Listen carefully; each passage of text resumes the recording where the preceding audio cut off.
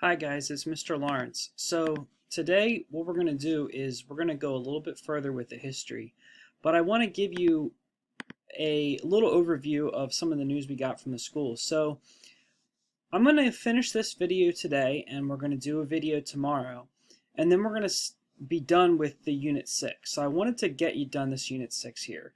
And then what we're all going to see is whether or not school will return after spring break.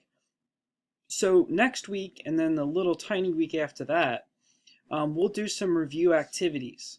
So this week we're going to finish up Unit 6, and then we'll do some review activities. And then after that point, we'll obviously have to see whether we're going back to school in person or continuing online, and we'll continue the curriculum then online.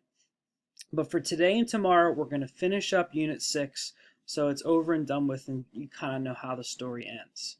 So back to last week, we had talked about the Underground Railroad and Harriet Tubman, and how there had been a law that the South had pushed for called the Fugitive Slave Act that really wanted and forced all northern states to return any of their escaped slaves. And it obviously created a lot of tension, and it helped create this collision course. The thing I want you to understand is there's this drive or this collision course set up between the North and South. One side does something, the other side does something else. And looking back, it seems inevitable to us that there was going to be violence, there was going to be a war. Some of the politicians then thought, oh, we'll just find another solution, we'll just find another band-aid. But ultimately, that's not what happens. So you have the Fugitive Slave Act, which gets the Northerners mad, and then you have the Underground Railroad, which is the response, which gets the Southerners mad because it's their way of trying to have the slaves escape to freedom. So today we're going to talk about, the first thing is something called Uncle Tom's Cabin. And Uncle Tom's Cabin is a book. It is a novel. And it ends up being the best-selling novel of the entire 1800s. And even today, it is a bestseller on Amazon.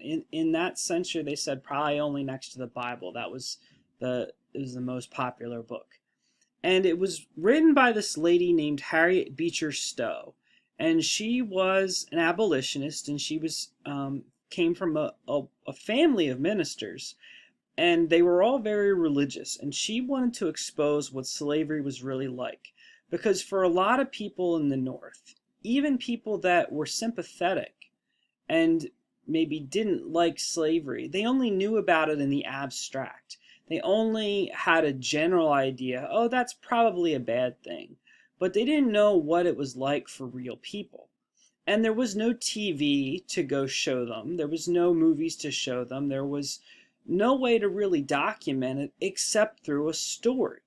And so Stowe creates this novel where Tom is the main character, and there's a slave master, Simon, who's evil and really ends up treating the slaves horribly. And eventually Tom, the main character, is beaten and whipped to death, and he kind of makes a sacrifice so some other slaves can get free.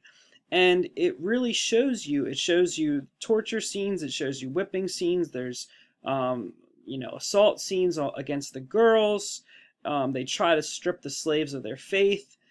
So all these things which really happened in actual slave existence are now publicized in this fictional account. And she is attacked, obviously, a lot after she writes this. Everybody in the South, says she's lying. They say that she just made it up, that she doesn't know any real slaves, so how can she have written this story? There's alternate novels written kind of against it to show that slavery is just this nice, thing where blacks are cared for by their white owners, just this propaganda against it. But in the North, it really did help awaken people. It really did create more abolitionists. And it also connected it to this religious movement. She was very Christian, and she wanted to show that in her faith, this was not compatible.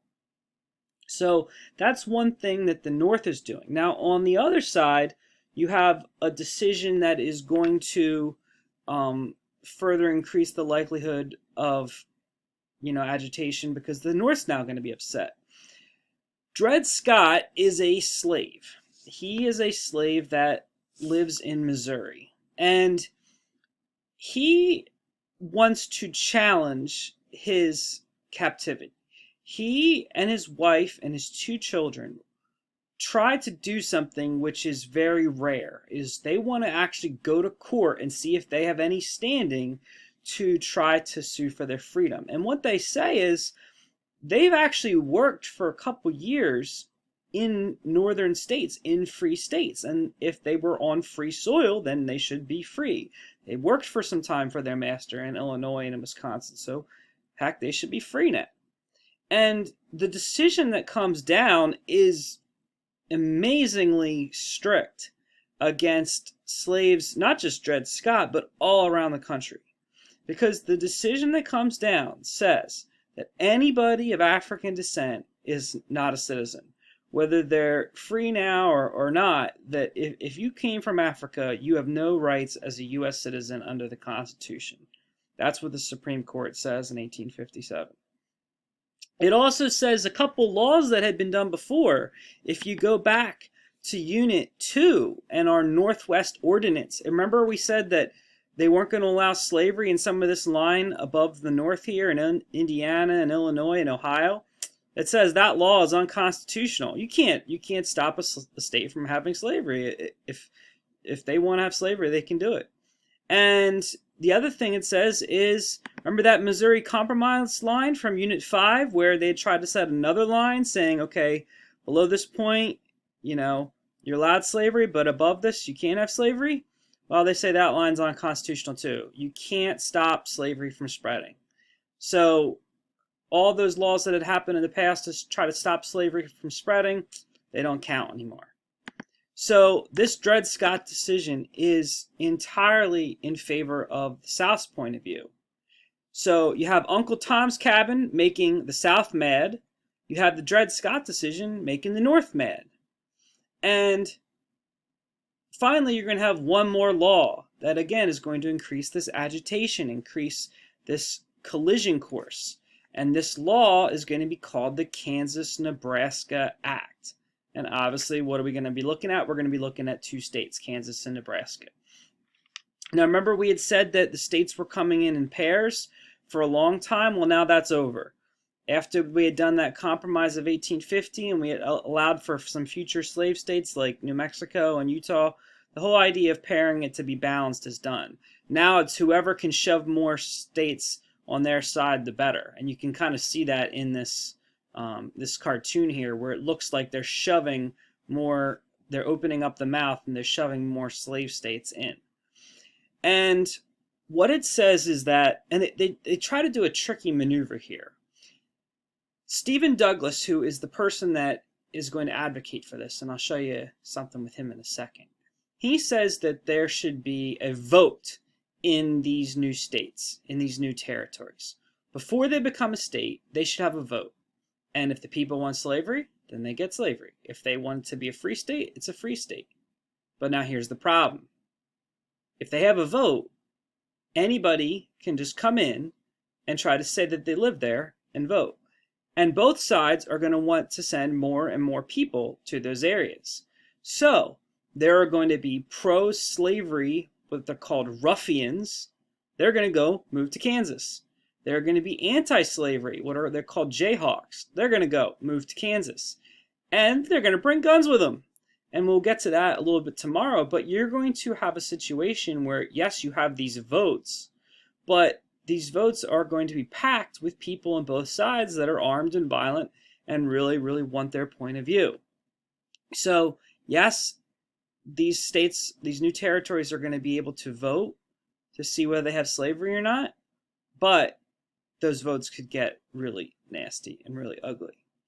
And during this Kansas-Nebraska Act and afterwards, you have the ending of the one party. So if we go all the way back to the very beginning of our unit, all the way back here, we had this Whig Party. And the Whig Party was for the national government.